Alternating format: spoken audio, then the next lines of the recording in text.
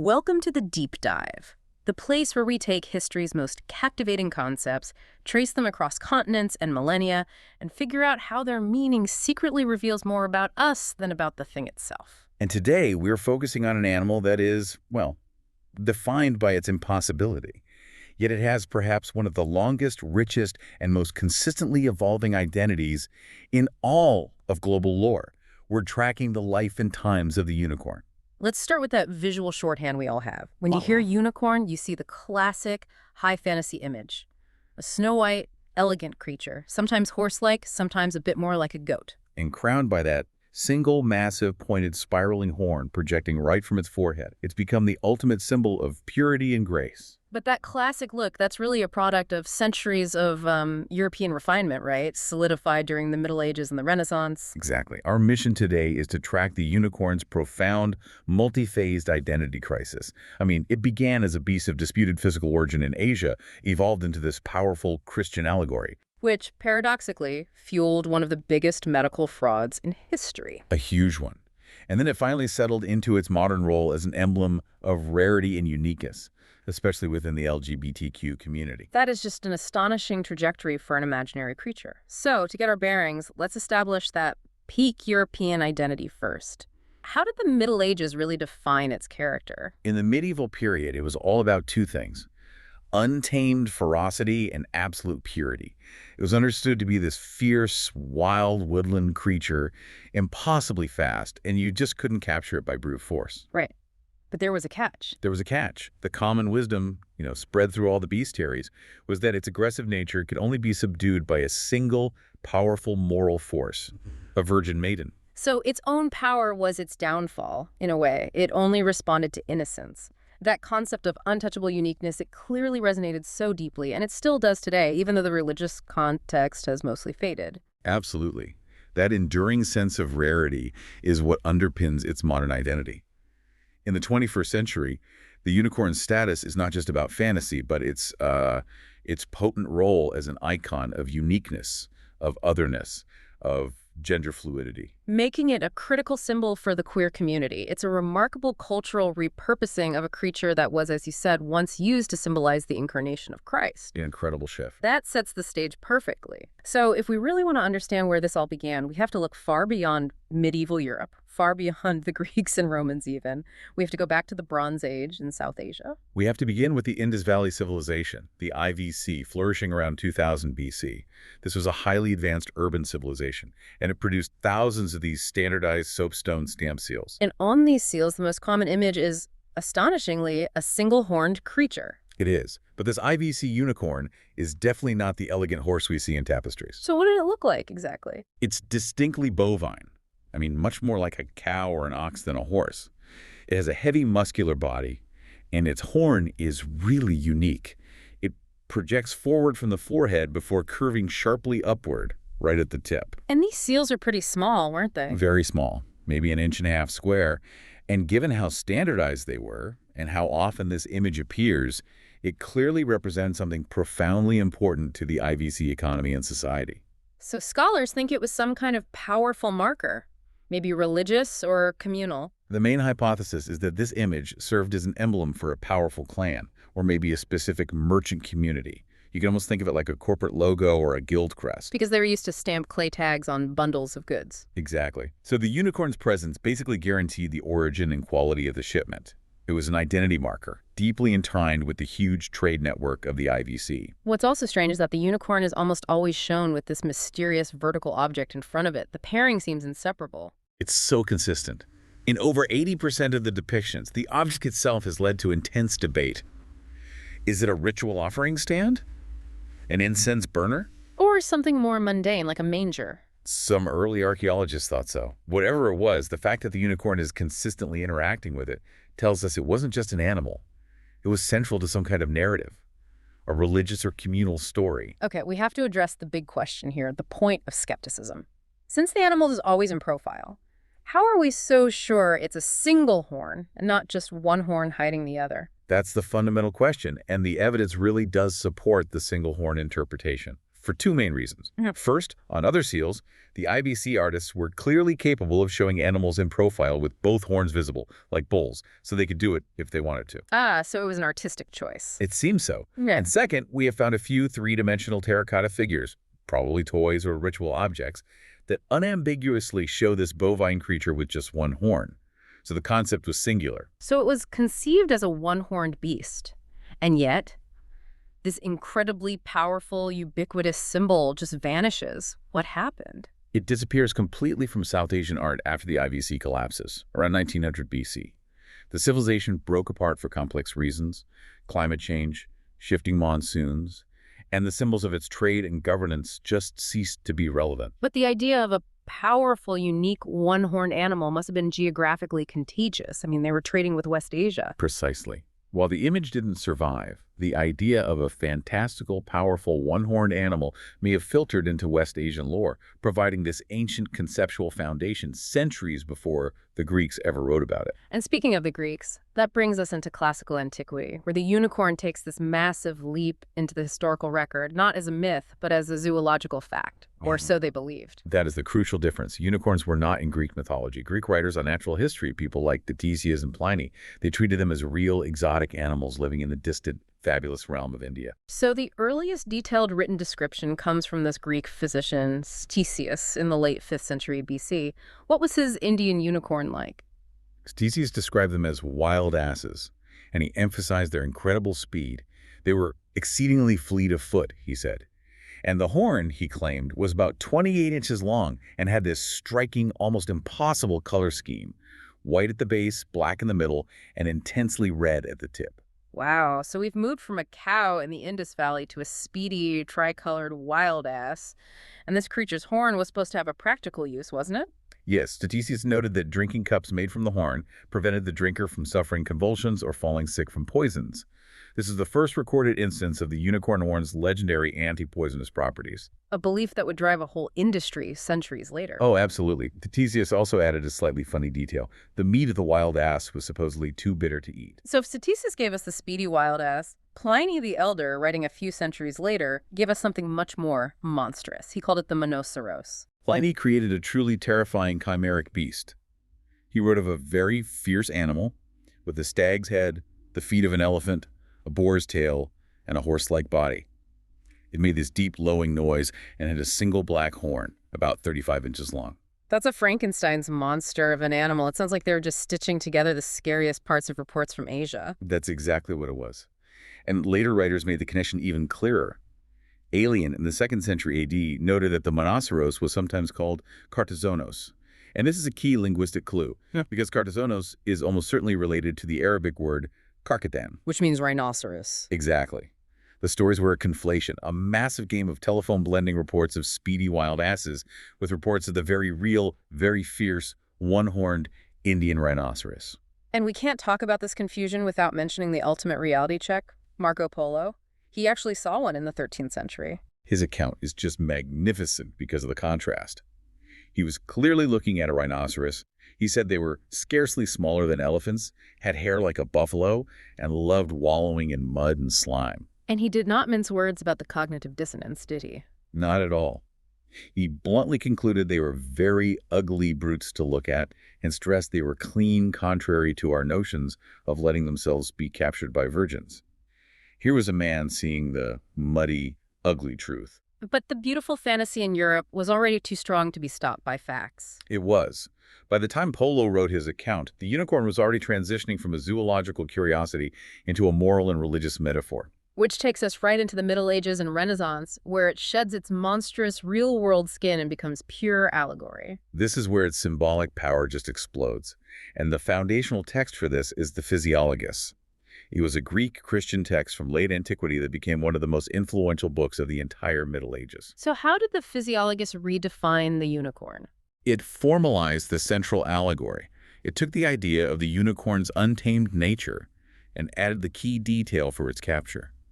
It could only be trapped by a maiden, who of course symbolized the Virgin Mary. And the unicorn would see her, lay its head in her lap, and fall asleep, allowing the hunters to capture it. And this whole scenario stood for the incarnation of Christ. The unicorn was Christ's untamed divinity who humbled himself to be contained within the Virgin Mary, allowing his capture for humanity's salvation. What a potent metaphor. But that symbolism wasn't just for church. How quickly did it get co-opted for, say, courtly love? Almost immediately. For 13th century French authors, the analogy was direct. The lover is drawn to his lady's purity, just as the unicorn is to the virgin. It became an emblem of chaste devotion and faithful marriage. Right, like in Petrarch's Triumph of Chastity, or on the back of Piero della Francesca's portrait of Battista Sforza, her chariot is pulled by unicorns to symbolize her fidelity. The perfect visual shorthand for aristocratic virtue. But we can't talk about this era without discussing the horn itself, the alicorn. Yes, the alicorn. This was the term for the horn substance.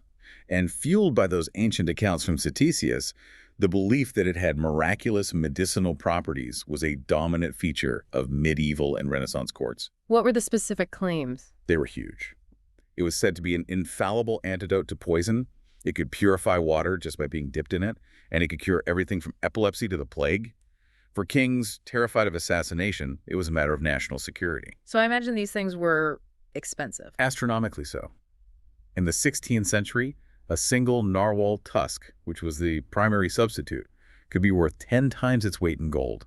Queen Elizabeth I had one valued at 10,000 pounds, enough to build a warship. And the source for these was, of course, the narwhal, an Arctic whale. The fraud was built on keeping that origin a secret. Absolutely. The horns were sourced from the Arctic, often shrouded in mystery to maintain the illusion that they came from a magical beast in India. So when did the reality check finally arrive? The definitive scientific proof came in 1638. A Danish physician, Ole Worm, systematically examined the so-called alicorns, compared them to narwhal skulls, and proved conclusively that the unicorn horn was the tusk of a whale. And that collapsed the market, right? Not at all. The power of belief was too strong.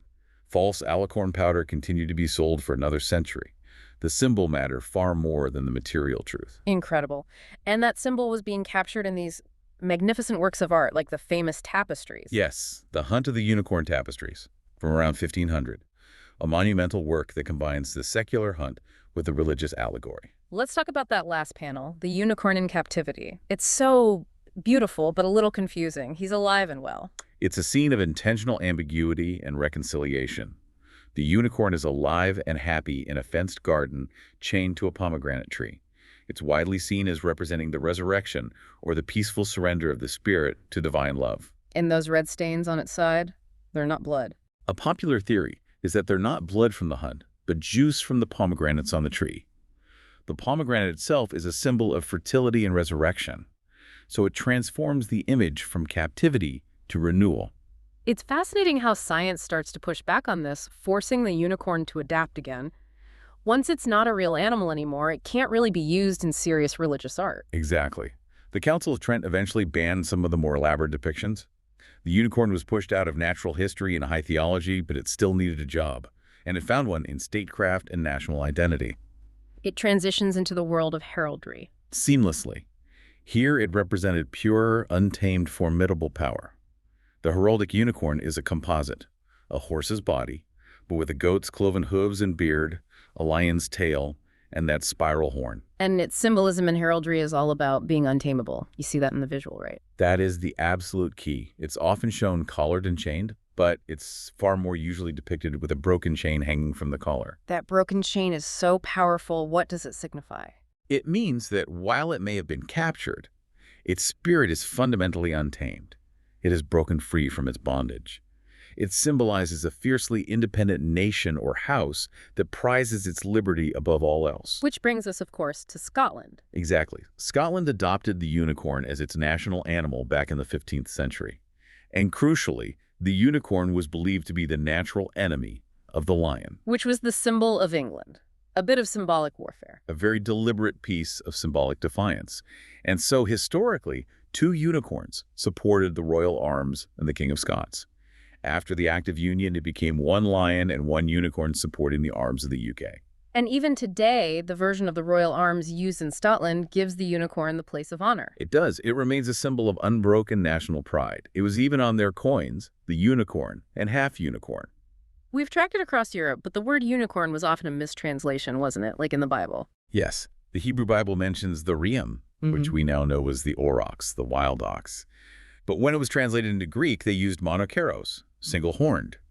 The Latin Vulgate used unicornus.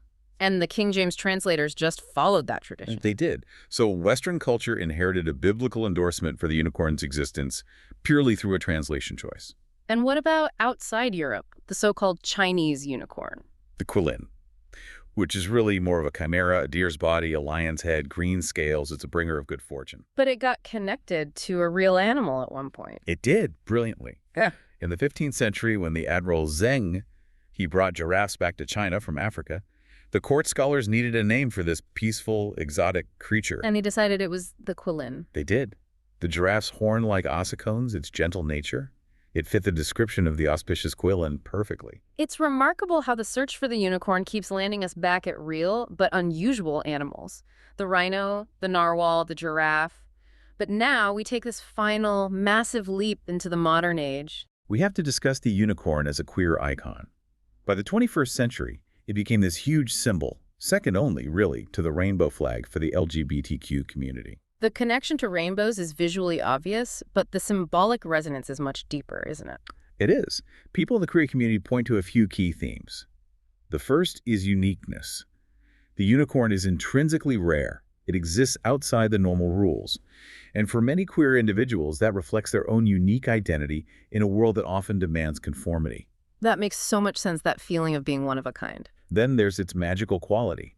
It exists outside of society's reality, and that resonates with people whose own existence can feel like it blurs traditional norms of masculinity and femininity. And elusiveness, too. The idea that it's hard to pin down. Exactly. It resists being easily defined or labeled, which mirrors the desire to define oneself on one's own terms. And finally, there's gender fluidity. This is fascinating because it loops all the way back through its history. It really does. For centuries, the unicorn was always male, this fierce beast tamed by a maiden.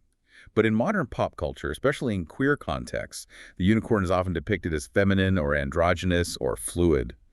That ability for its core identity to shift gender makes it a perfect non-binary representation. What an astonishing, sprawling journey. I mean, we've taken this creature from a possible cow on a Bronze Age seal, through the bloody, mixed-up accounts of wild asses and rhinos, into its central role as a medieval allegory for Christ's purity. We've seen its horn go from priceless medicine, the alicorn, to a narwhal tusk, and then watched it become a symbol of Scottish defiance against the English lion. A symbol that was scientifically dismantled but just kept ascending culturally. And it arrives in the 21st century not just as a figure of fantasy, but as a modern emblem of rarity, uniqueness, and the powerful reality of gender fluidity. It's an animal that spent thousands of years searching for its identity, and maybe only now has found a role that truly embraces everything it represents. The unicorn's true strength was never physical. It was its ability to symbolize the rare and the untouchable. For an animal that was proven to be imaginary centuries ago, its story shows us that the most powerful symbols are those that allow us to define our own untamed nature and our highest aspirations. And that leads to our final provocative thought for you. Given the heraldic unicorn's preference for being shown collared with a broken chain attached, signifying that it has broken free from its bondage and refused to be permanently domesticated, what does that particular symbol of freedom and untamed spirit mean for you in your own life today?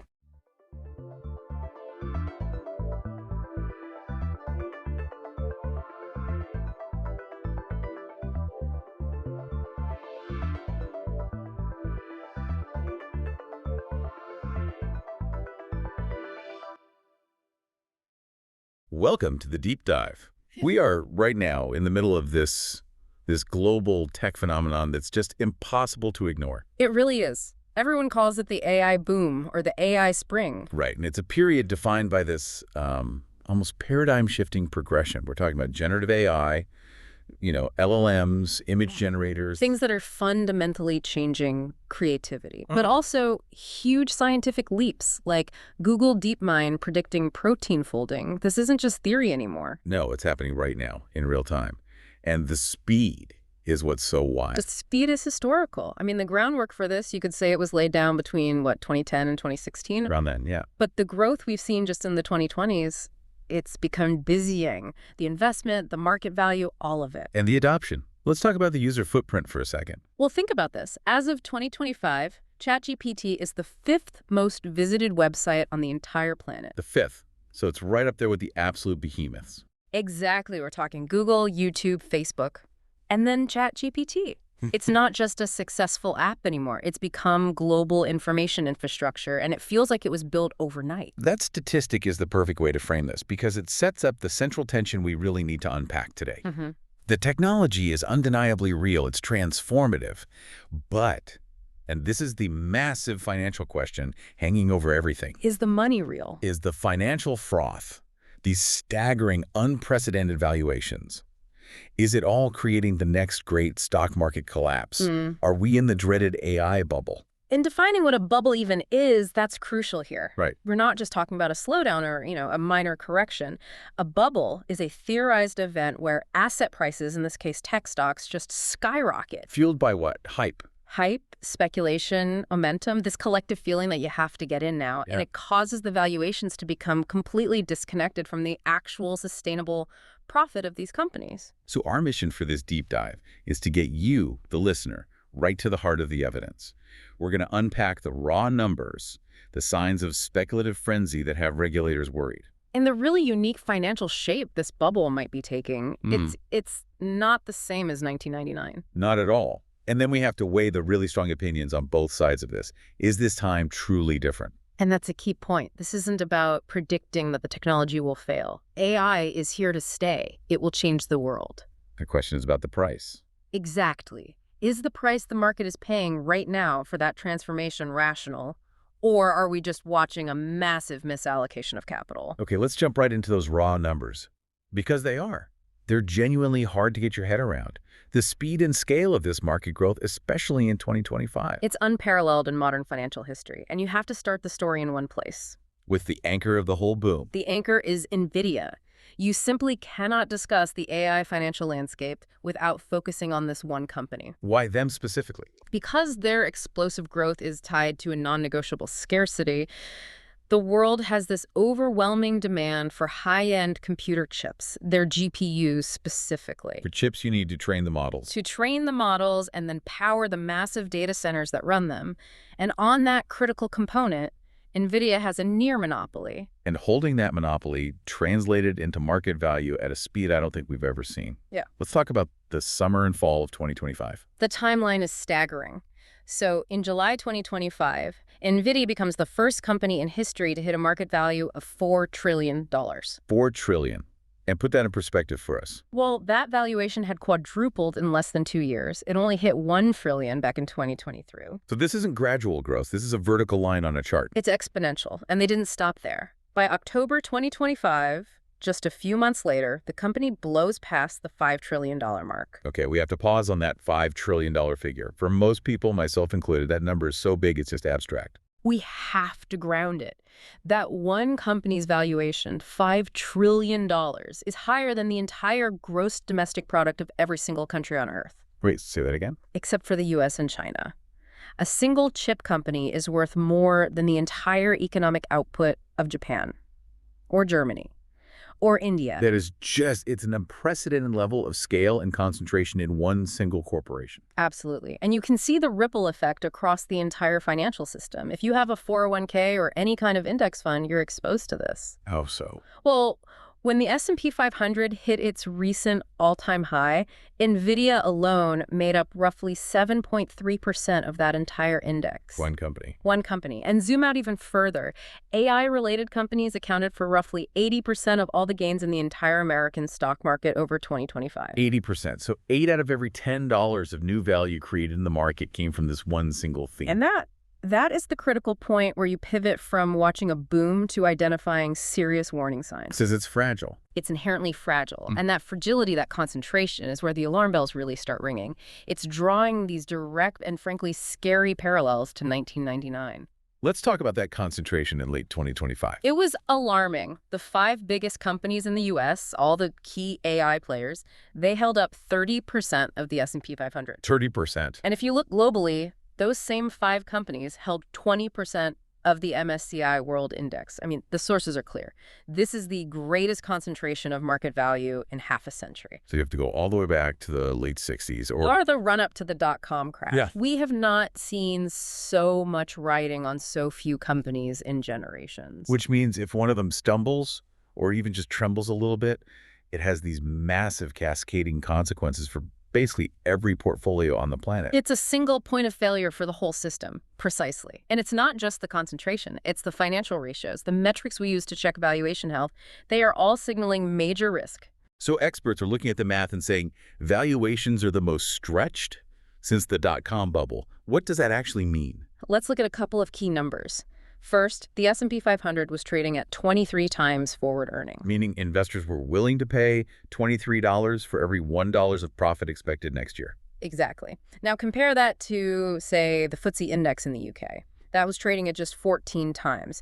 So the US market is way more expensive, and that premium is almost entirely based on AI optimism. Okay, 23 seems high, but the truly scary number comes from the long-term historical view, right? It does. We have to look at something called the Case-Shiller price-to-earnings ratio. It smooths things out over 10 years. And for the US market, that ratio just went above 40. And why is 40 the magic warning number? Because the only other time it hit that level was at the absolute peak of the dot-com madness in 1999 and 2000. Wow, so it suggests investors are pricing in not just growth, but something close to perfection for decades to come.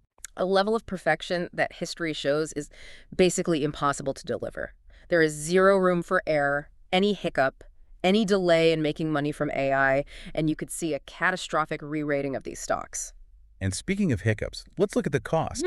The sheer amount of money being spent just to keep this engine running. The costs are mind-boggling, and Microsoft is the perfect case study here. They've obviously benefited hugely from their stake in OpenAI. Immensely. But in the 3 months leading up to the end of September 2025, Microsoft revealed it had spent almost $35 billion. On what? On AI infrastructure alone. Data centers, chips, cooling systems, power grids, just the cost of staying in the race. $35 billion Yeah. in 1 quarter.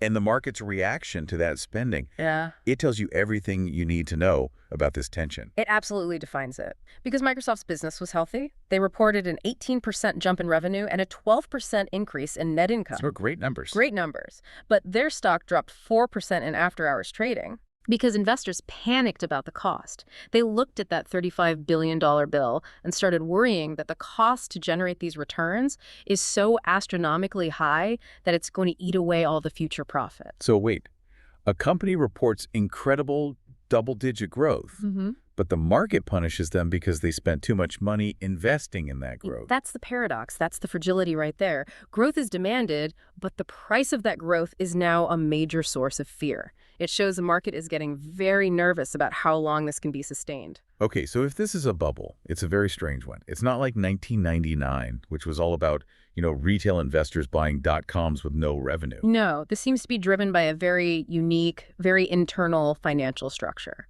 So what does it look like from the inside? What are these financial mechanics that have the skeptics so worried? What's so wild about this whole thing is how anticipated it is. It's like we're all watching it form in real time, and people are calling it out as it happens. Right. There's that quote from the Australian Financial Review. Yeah, they said, if we really are in another share market bubble, it's surely the most anticipated example in history. And it's not just journalists. It's the insiders, the people at the very center of the boom. Absolutely. Sam Altman, the CEO of OpenAI, he came out in 2025 and said he believes an AI bubble is happening right now. And Ray Dalio from Bridgewater Associates, one of the biggest hedge funds in the world. He said the same thing. He noted that the level of investment and just the general exuberance is very similar to what he saw during the dot-com peak. Then you have Jamie Dimon, CEO of JP Morgan, who gave this huge warning in October 2025. What was his big takeaway? Dimon was careful. He made the point that the AI technology is real. He's not a denier. He's not dismissing the innovation. Not at all. But he immediately followed that up by saying he thinks a lot of the money being invested right now is just going to be wasted, vaporized. And he sees a higher chance of a big drop in stocks than the market does. A much higher chance. He thinks there's a huge gap between market confidence, those 40x PE ratios, and the actual underlying risk. And that skepticism about where the money is going leads us right to this unique financial mechanism, the circular flow, or round-tripping finance. What is that exactly? It's concerning because it can make revenue look bigger than it actually is. The problem is that a lot of these big AI companies, they aren't consistently profitable. They don't have strong cash flow yet. So the concern is they're using a kind of financial trick. Sort of. The theory is that the big AI companies are using these circular deals to basically guarantee revenue for their suppliers, the chip makers, which then boosts the suppliers' valuations. But it's not based on real organic demand from customers. It sounds like a shell game. You're just moving money from one pocket to the other to make it look like a sale happened. That's a good analogy, and the biggest example of this came out in September 2025 with NVIDIA and OpenAI. Walk us through that deal. So NVIDIA makes a massive $100 billion investment into OpenAI. Okay, so they're buying a huge stake. A huge stake. But here's the crucial part. The expectation, according to the reports, was that OpenAI would then take that capital and use it to buy chips from NVIDIA. Ah, so company A, the chip maker, gives $100 billion to company B, the software company. And company B is expected to immediately give that $100 billion right back to company A for its products. Exactly. It's an instant, guaranteed, massive revenue boost for NVIDIA, which helps justify its sky-high valuation. But that revenue isn't coming from outside customers paying for a service. It's being funded by the supplier itself. It creates a self-fulfilling prophecy, and it raises huge questions about the real profitability of OpenAI, which is basically selling off its equity just to buy hardware. And this isn't a one-off thing. No, it's widespread. OpenAI also bought billions in chips from AMD, NVIDIA's rival. They have a massive $300 billion deal with Oracle. Then there's Microsoft's huge stake. It's this complex web of cross-financing deals. Which makes it almost impossible to figure out what the real organic demand for their product actually is. It makes it incredibly difficult. And this whole structure, this internal financing, this concentration, it makes the next data point the most critical piece of evidence we have. The one that shows the gap between financial hype and operational reality. This is the most sobering fact of all, especially for businesses. A report from MIT in August 2025 came out with a bombshell finding. What did it say? It said that despite U.S. 3040B abounds in enterprise investment into generative AI, 95% of organizations are getting zero return. 95%. That can't be right. 95%. It means for almost every company that has spent money on these new AI tools, they are seeing no measurable productivity gain, no return on their investment, nothing. But how is that possible? We know the technology is powerful. Why is it not translating into results for businesses? Because rolling out AI at scale is incredibly hard. It's easy to write the check. It's very hard to actually integrate it. The report points to a few big hurdles. Like what? First, data. A lot of companies just don't have clean, organized data to train the models on. Second, a huge skills gap. They don't have the engineers to actually implement and manage it. And the third? The use case gap. They bought it because of the hype, but they still haven't figured out how to use it to actually make money. So all that money, the 30 to 40 billion, it's being spent on licenses and hardware. It's feeding that circular flow we talked about. Exactly. But the actual economic value at the other end, for most businesses, it's still years away. And that gap, that time lag, is the huge vulnerability the market seems to be ignoring. And the market is clearly sensitive. We saw that in January 2025 with the launch of that new Chinese chatbot. DeepSeek, yes, it was unexpectedly good, and the market immediately worried about new competition. And what happened to NVIDIA's stock? It dropped 17% in a single day, wiped out billions in value. It recovered a bit the next day, but that massive, reflexive drop shows you how jittery the market is. The current valuations are built on an assumption of total dominance. And any threat to that dominance can trigger a panic. A massive panic. Okay, we have spent a lot of time on the bubble signs. But for a balanced deep dive, we have to look at the other side of this. Not everyone is convinced this is 1999 all over again. No, and there's a very powerful argument against a crash, and it focuses squarely on corporate fundamentals. So the argument is that the companies themselves are just healthier this time around. Fundamentally healthier, more profitable, and just better run than the speculative, cash-burning .coms that went bust. Let's start with Goldman Sachs. How are they justifying these valuations? Goldman's view is that the high stock prices are actually justified by real, powerful, and sustained profit growth that's already happening. So it's not just a promise of future profits. No. They argue that if you actually look at the PE ratios for the big U.S. growth stocks, they're modest compared to what we saw in the dot-com era. I mean, a 40x PE is high, yes, but back in 1999, you had companies with no revenue trading at 100 times. Nothing. So they're saying the price is high because the technology is proven and it's already generating massive amounts of cash today. Exactly. And Morgan Stanley backs this up with some really concrete data comparing today's market to 1999. They're essentially saying, don't just look at the high price, look at the quality of the engine under the hood. And what does their data show? How much healthier are these companies? It's a huge difference. Morgan Stanley pointed out that the median cash flow for the top 500 U.S. companies is roughly triple what it was in 1999. Triple. That's a massive difference. It's a game changer. Cash flow is the lifeblood. It's what lets you reinvest and survive a downturn. And they also have much stronger profit margins. They aren't just chasing growth at any cost. They're profitable while they grow. And their balance sheets are stronger too. Yeah. Less debt. Significantly. In 99, so many of those companies were burning through cash and loaded with debt.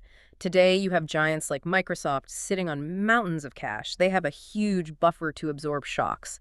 And this argument about strong fundamentals is also what we're hearing from the U.S. Federal Reserve, right? Yes, Fed Chair Jerome Powell weighed in, and he made that same distinction. He said this AI boom is different from past tech bubbles because the companies involved are generating huge amounts of revenue right now. He's basically siding with Goldman and Morgan Stanley on this. He is. And he added another interesting point. He said all that spending on infrastructure, that $35 billion for Microsoft, is actually generating a lot of economic growth today. That's a fascinating counterpoint to Jamie Dimon's view. Dimon sees wasted money. Powell sees economic stimulus. It's a paradox, isn't it? The investment is real, the construction jobs are real, the chip manufacturing is real. The boom part is grounded in actual economic activity. The question is whether the stock price reflects the eventual profit from all that activity or just the current excitement over building it. That's the billion, or rather trillion-dollar question. The counter-argument is basically, yes, prices are high, but the companies are rock solid. If a correction comes, it'll hurt, but it won't be the total wipeout we saw in 2001 because these companies aren't just going to disappear. But even that strong argument doesn't fully explain away the circular financing or that crippling 95% zero return rate. No, it doesn't. Those are the specific structural faults that could still trigger a crisis of confidence, no matter how strong the balance sheets are. So let's synthesize this. If the skeptics are right, if the market's confidence does break, what are the actual consequences? We're hearing some pretty severe warnings from global regulators. We are, and they're not just worried about tech investors losing money. They're painting a picture of systemic global risk. They're worried about financial stability itself. Let's start with the Bank of England. They put out a warning in October 2025. What was their specific concern? They highlighted the growing risk of a global market correction because of the potential overvaluation of these leading firms. They actually called out OpenAI by name. Why OpenAI? Because of its explosive growth. Its value more than tripled in 1 year, from around $157 billion to $500 billion. And a lot of that valuation, as we've discussed, was based on those interconnected circular financing deals. That kind of rapid growth within a closed system is a classic sign of overheating for a regulator. Absolutely. And the Bank of England identified two main triggers that could cause it all to unravel. First, if the infrastructure costs just prove to be too high to sustain. The Microsoft problem. Exactly. And second, maybe more simply, if AI just falls short of the market's sky-high expectations for immediate profit. They also had a pretty sharp criticism for the investment industry itself, didn't they? About investor risk. They did. They claimed investors were not being properly cautioned about the risks. Basically, that the whole system, from brokers to analysts, was failing to properly communicate how dangerous this was. And the International Monetary Fund, the IMF, they seem to be saying the same thing. They're in lockstep. The IMF's managing director, Kristalina Georgieva, she drew direct and explicit comparisons to the dot-com bust of 2001. And what's their prediction for the global fallout if the AI bubble bursts? They predict it would severely stunt global growth. The U.S. market is the engine of the world economy. A sharp downturn there would cause capital to flee, investment to dry up, and supply chains to get disrupted everywhere. And they specifically pointed to the impact on developing countries. Which is so often overlooked. The IMF warned that a correction would hit the economies of developing nations the hardest. When the money dries up in New York, emerging markets feel the most acute pain. It just shows how interconnected and concentrated the risk is. But let's go back to Jamie Dimon for a moment, because he had this great long-term analogy for how these things play out historically. It's a fantastic analogy. It's both a warning and a source of, well, some consolation. He said an AI crash could cause an immense loss of money. The generational wealth transfer. Exactly. But then he put it in context. He said AI will eventually pay off, just like cars in total paid off, and TVs in total paid off. But most people involved in them didn't do well. Exactly. That's the key distinction.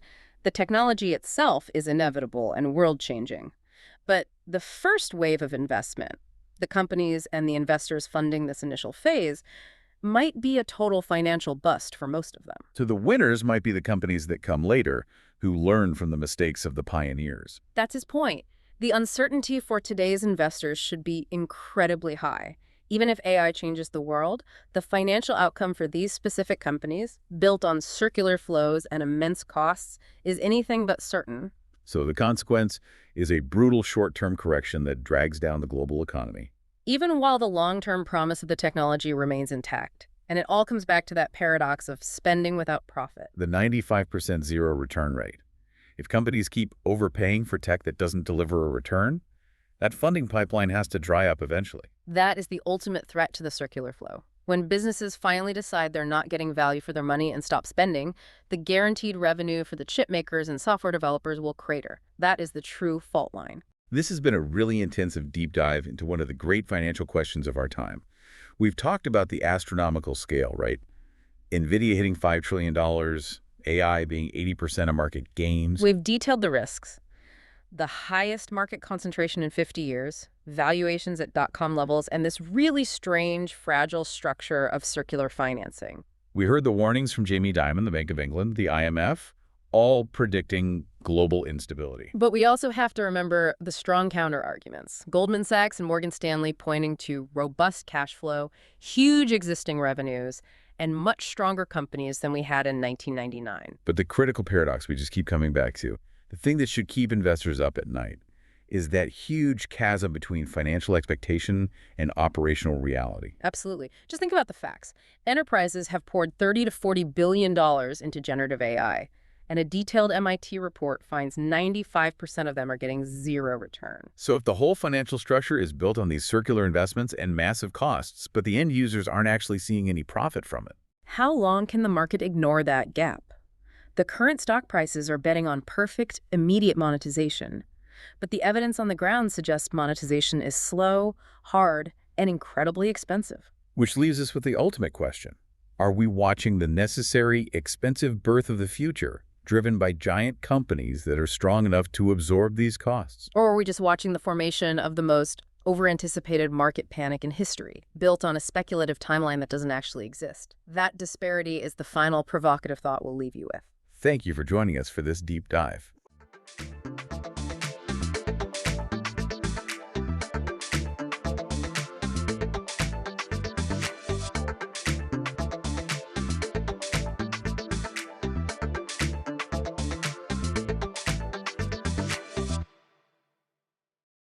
Welcome to the Deep Dive. Today we're taking a fascinating trip back to the 18th century to crack open one of history's greatest technological enigmas. It's a really incredible story. It is. It's a marvel of both engineering and deception that captivated the Western world for nearly a century. We're talking about the mechanical Turk. Also known as the automaton chess player, or its German name, the Turk.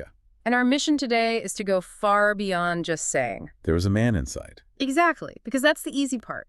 We want to unpack the sheer genius, the artistry that was required to maintain this legendary illusion.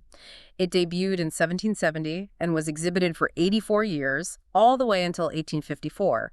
It's not just a passing parlor trick. That's the key thing to understand. This was the ultimate piece of, pre-digital showmanship. A machine that seemed completely autonomous. And capable of high-level intellectual competition. But it was, in reality, a masterful collaboration between human ingenuity and just incredibly intricate mechanical camouflage. And when you consider the scope of this deception, the psychological impact is just staggering. Oh, absolutely. This machine wasn't just, defeating some local amateurs in a pub. No. It toured all across Europe, across America, winning games against figures of immense global stature. We're talking about people like Napoleon Bonaparte, Benjamin Franklin. And the fact that the secret that a highly skilled human chess master was hidden inside was kept largely intact for over 8 decades. I mean, that's just mind-boggling. Especially with all the scrutiny from scientists, engineers, skeptics. It just speaks to the absolute mastery of the illusion's design. It really redefined what people thought was possible with, automation and intelligence. So let's unpack this right away, because the entire trick really begins with the psychology and the architecture of the cabinet itself. Absolutely. We have to start with the origin story. Yeah. The Turk was constructed by an Austrian courtier and inventor named Wolfgang von Kempelen. And Kempelen, he wasn't a magician by trade, right? No, not at all. He was a legitimate engineer. He specialized in things like hydraulics and steam engines, but he had a competitive streak. And that streak was triggered, I believe, in 1769 when a French illusionist, a man named François Pelletier, visited the court of Empress Maria Theresa of Austria. That's the story. Pelletier performed some magnetic tricks that impressed the empress, but Kempelen apparently felt that his illusions were a bit superficial. A bit cheap? Yeah. So he boasted publicly that he could return within a year with an invention that was far superior, far more profound. It was basically a dare. It was. And Kempelen delivered. He completed the Turk and presented it to the court in 1770. And the machine itself was immediately striking, designed to project this air of exotic intellectual mystery. Let's visualize it for a second. The Turk wasn't a full body, was it? No. It was a life-size model of a human head and torso. And it was resting on this big cabinet. It had a distinct black beard, these sort of penetrating gray eyes, and was famously dressed in heavy Ottoman robes and a turban, which tapped into that whole 18th century fascination with Oriental themes. Exactly. When it was at rest, its left arm held a long Ottoman smoking pipe, and the figure sat behind this massive cabinet, which was the true nerve center of the whole operation. How big was the cabinet? It was roughly 3.5 feet long, 2 feet deep, and maybe 2.5 feet high, with the chessboard fixed right on top. And that cabinet, as you said, was the key. Kempelen knew the second he introduced a machine claiming to play chess, the audience's #1 goal would be to find the hidden human. So how do you defeat that? How did he design the cabinet interior to defeat the skeptical human eye? Well, it was a masterclass in staged misdirection. It exploited the human tendency to assume that what you can see is the whole truth. So what was the first step in the demonstration? Kempelen would first open the front doors on the left side of the cabinet, and here the audience would see just this dense flurry of complex brass levers, gears, and cogs. Designed to look exactly like the intricate clockwork of a complicated automaton. Exactly. But this mechanism was only part of the deception because it didn't extend the full depth of the cabinet. Right. And Kempelen would demonstrate this by opening the rear doors on that same left side, seemingly allowing the audience to look right through the dense machinery. So they see brass, they see movement, and they think, okay, there's a clear line of sight. No human could possibly be hidden in that half. Precisely.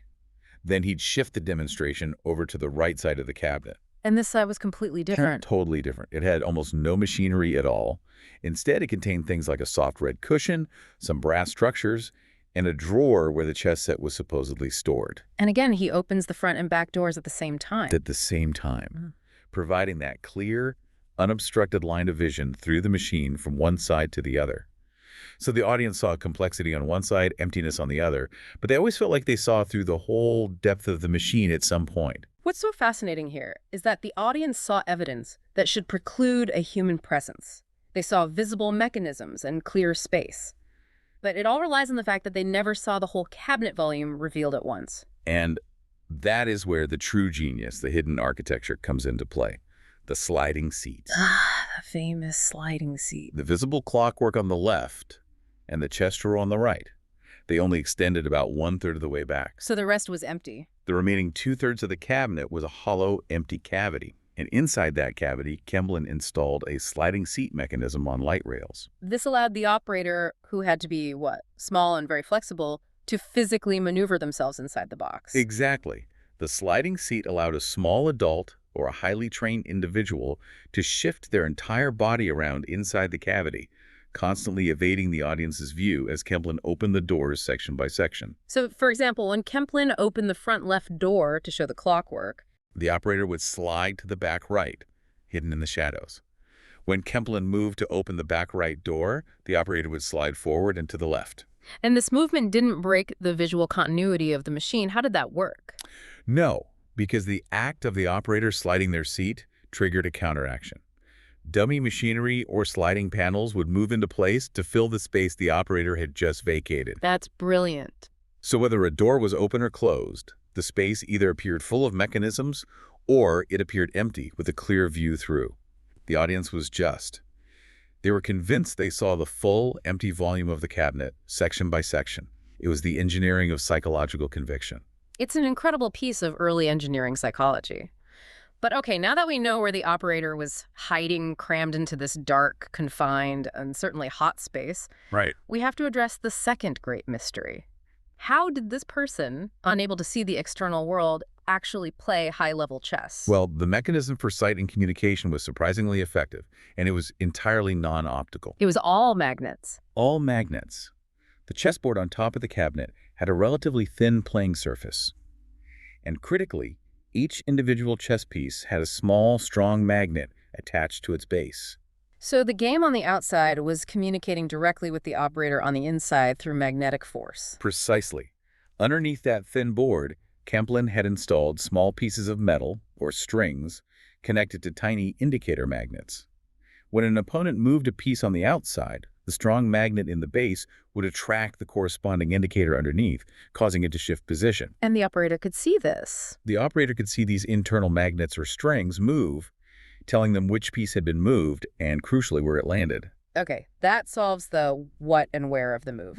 But the operator's completely in the dark, so they needed some kind of internal reference map. Absolutely. The underside of the board, which the operator saw by the flickering light of a candle, was meticulously marked out with squares numbered 1 to 64. So as the external piece moved, the internal mechanism would point to a number, giving them crystal clear positional clarity. Exactly, allowing the operator to follow the game perfectly, square by square, without ever seeing the opponent or the room. Now for the final and maybe the most complex part of the process, controlling the Turk's physical movements. The operator had to somehow translate a precise, small movement inside that cramped cabinet into a large human-scale movement of the automaton's arm. This was done using an intricate internal mechanical linkage centered around a pantograph mechanism. A pantograph, for those of us who don't know, what is that? It's essentially an instrument used for copying drawings. It allows the user to scale a movement up or down while keeping the same trajectory. So the operator wasn't moving the arm directly. No, not at all. Inside, the operator worked with a miniature pegboard chessboard. They would use a metal pointer or a handle and guide it over their internal board. This small movement was then mechanically linked to the Turk's external left arm via the pantograph, which scaled the movement up to the correct size. So if the operator moved their pointer from E2 to E4 inside? The Turk's arm moved the piece from E2 to E4 on the outside.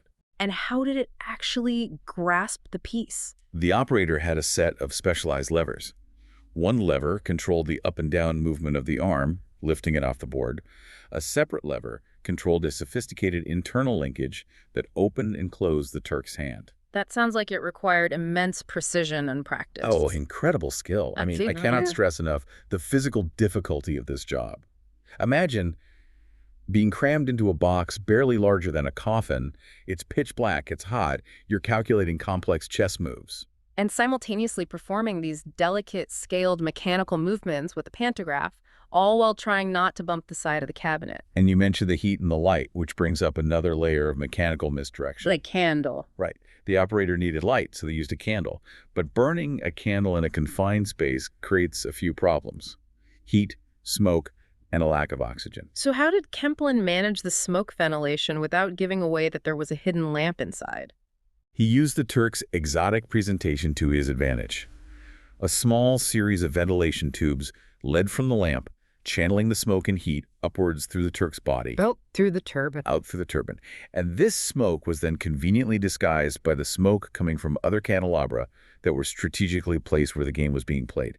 Just another layer of the illusion. It's astonishing how Kemplin thought of everything, right down to the atmosphere. But the performance wasn't just about mechanics, it was about authority. The Turk acted like a highly intelligent, maybe slightly temperamental being. Absolutely. Kemplin was the showman. He made sure the audience remained focused on the machine's supposed intelligence. He would walk around the room during matches, loudly asking the Turk if it was ready. Right, to show he wasn't manipulating it. Exactly.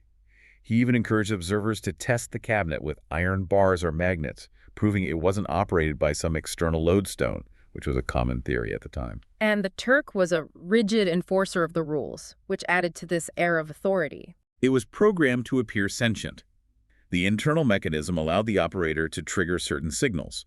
For instance, the Turk would nod twice if it threatened the opponent's queen. And 3 times for check. 3 times for check. Behavior suggesting foresight, comprehension. And the famous reaction to cheating is the ultimate example of this. Indeed.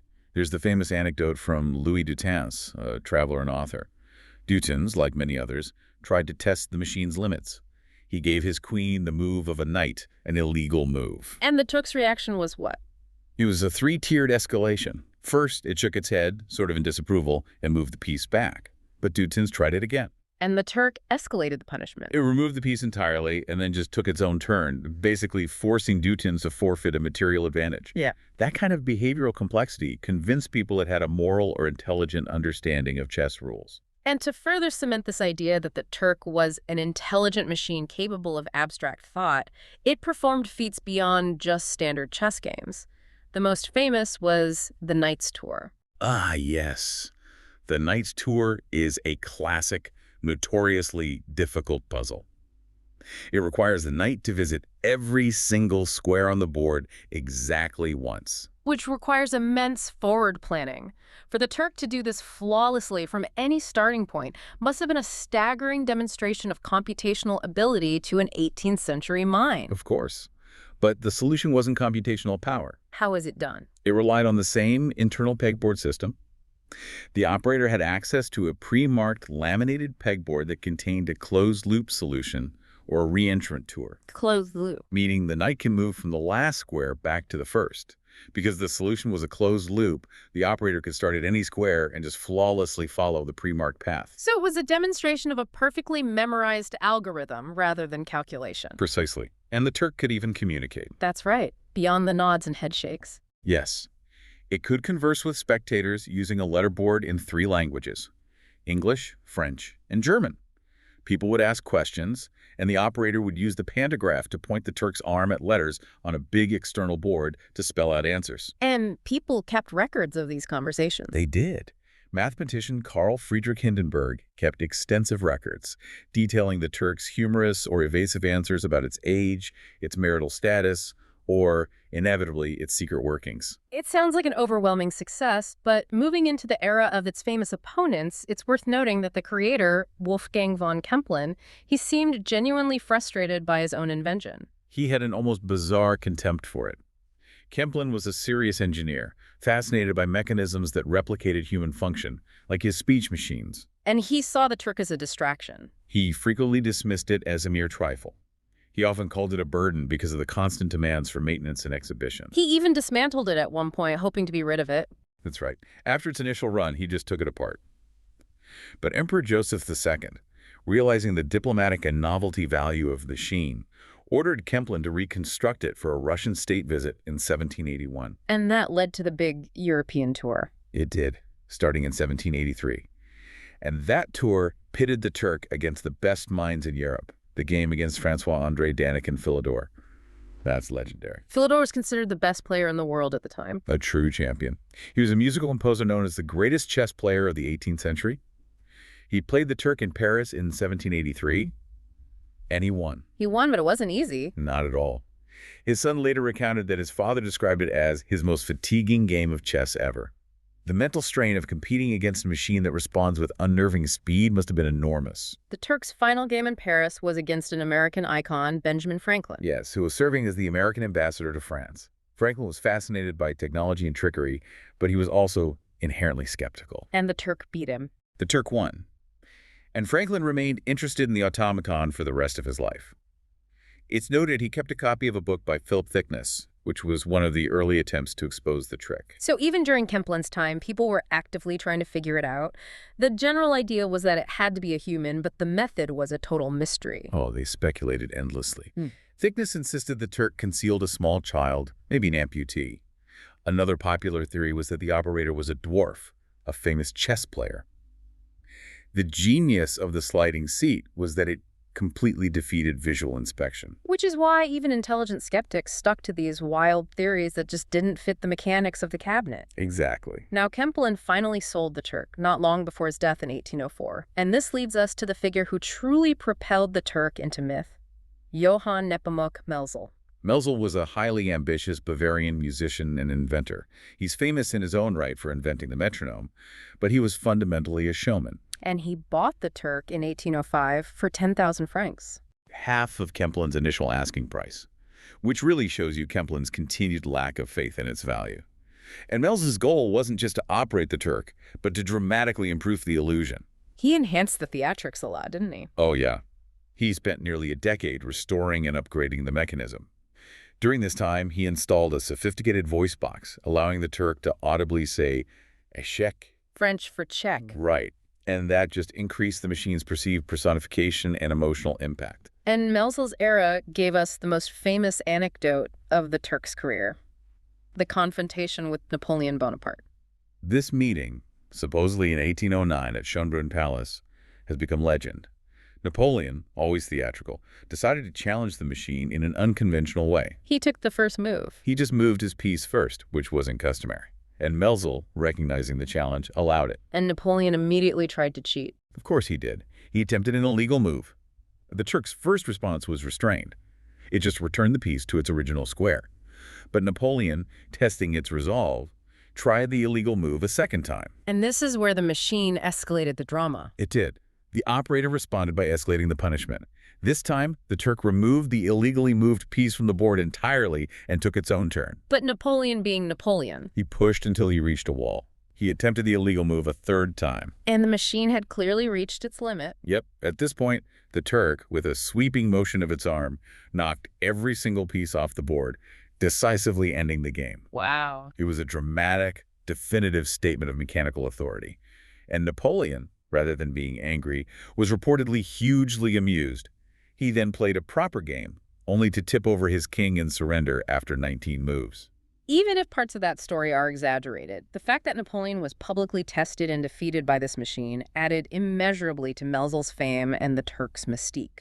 It made Melzel a very wealthy showman. He profited immensely. At one point he sold it, but quickly realized he'd sold his primary source of income, so he negotiated its repurchase and eventually set his sights on the hugely lucrative market in the United States. The North American tour began in 1826, and it was an absolute sensation. The Turk was wildly popular. Melzel brought his key operator, William Schlumberger, a highly skilled player from Alsace. Schlumberger was the hidden genius who defeated thousands of Americans, and it was during this tour that the machine captured the attention of Edgar Allan Poe. Poe observed the Turk in Richmond, Virginia, and published his famous 1836 essay, Melzel's Chess Player. Poe's analysis was dazzlingly insightful on the psychological elements, but mechanically, it was deeply flawed. What was his main argument? His central hypothesis was that if the machine were truly an automaton, it would always win. Since the Turk occasionally lost, it must be operated by a human. Which is an interesting idea, but it fails to account for the reality of chess. A perfect computer can't exist, only a computer that plays its best game. Exactly. Poe's error was thinking mechanism implied infallibility. He also got the physical mechanism wrong, hypothesizing the player sat inside the Turk figure itself, not the cabinet. But his essay was so widely read, it became the default, though incorrect, explanation for decades.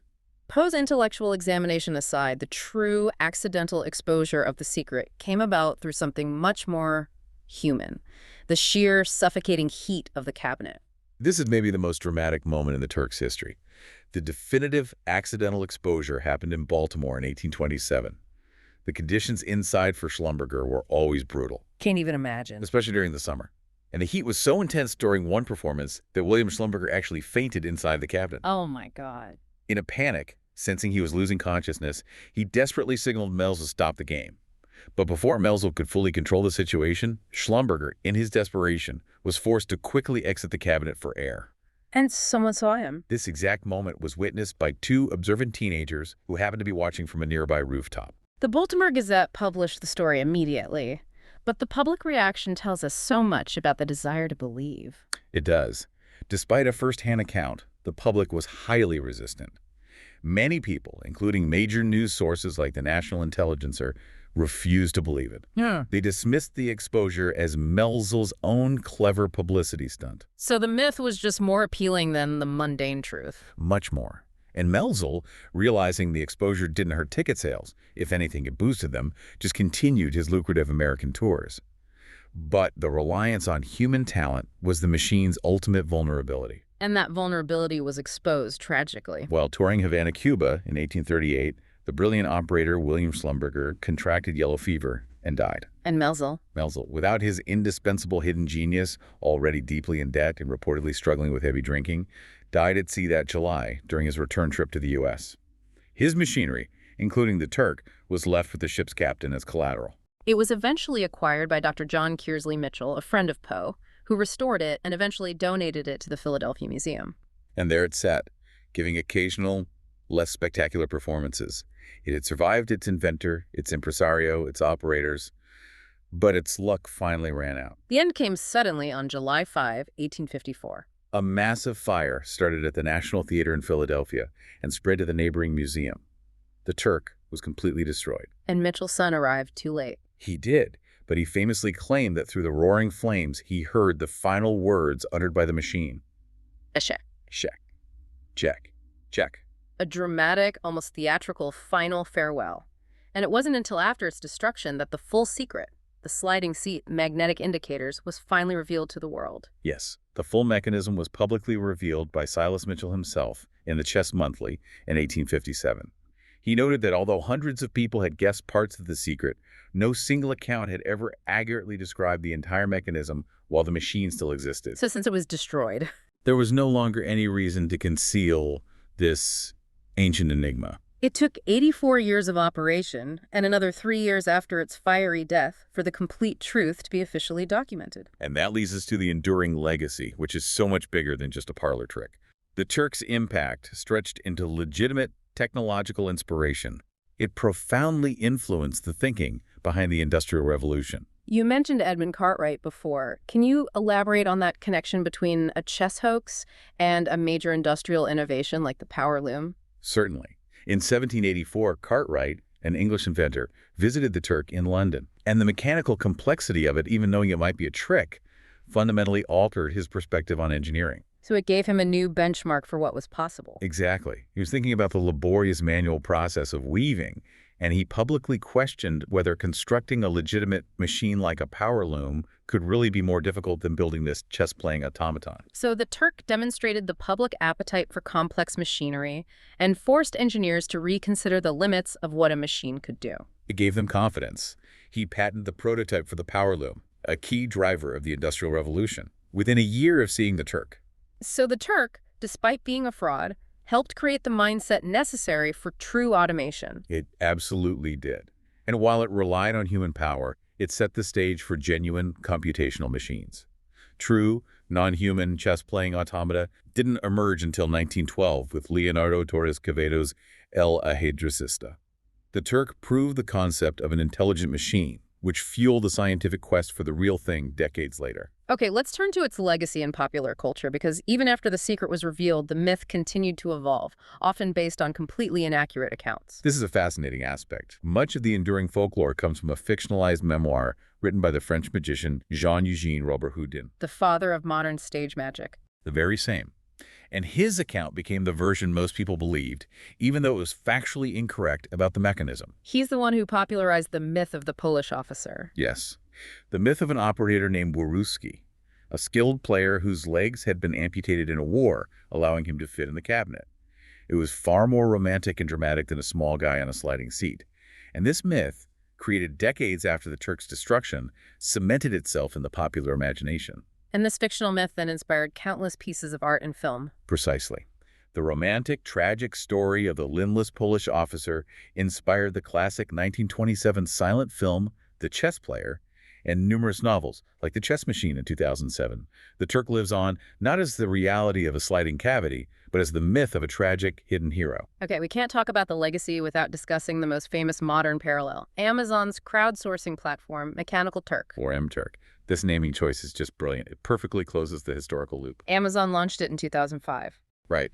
And it's a service that lets businesses outsource tasks like identifying images or translating ambiguous text that are currently too complex or nuanced for full computer automation. They are essentially admitting that what looks like seamless automation is actually powered by a vast, hidden human workforce. Exactly. Amazon explicitly named the service after Kemplin's hoax. They recognize that sometimes the most effective solution isn't true artificial intelligence. It's what they call artificial intelligence. Human ingenuity hidden in plain sight, scaled up by technology. It's a perfect, self-aware parallel to the 18th century automaton that defeated Napoleon. It really is. What an incredible story of ambition, engineering psychology, and enduring myth. The mechanical Turk really stands as this powerful historical marker. It truly does. It demonstrates our persistent fascination with automation, our willingness to suspend disbelief when presented with such a masterful illusion, and the powerful impact that the idea of an intelligent machine can have on real-world progress, even if the machine itself was a fraud. So here's where it gets really interesting for me. We know the secret of the Turk was a man hiding inside, meticulously calculating the moves. But given that technology has since advanced to the point where computers like Deep Blue can legitimately defeat the world's best human players. As happened in 1997. Right. So does the human operator inside the Turk represent the beginning of AI, the earliest effort to automate human-like intelligence, or does it represent the very end of pre-digital showmanship? It raises the question of whether the true historical significance lies in the clever mechanics of the hoax or in the human intellectual labor that the machine was designed to obscure. It was the human player who made the Turk intelligent, but it was the mechanical cabinet that allowed us to imagine a future where the machine did the thinking. A profound thought. So I'll leave you with this to consider. What are the hidden humans powering the automation we all rely on today? A fascinating thought to leave with indeed. That was the deep dive into the mechanical Turk.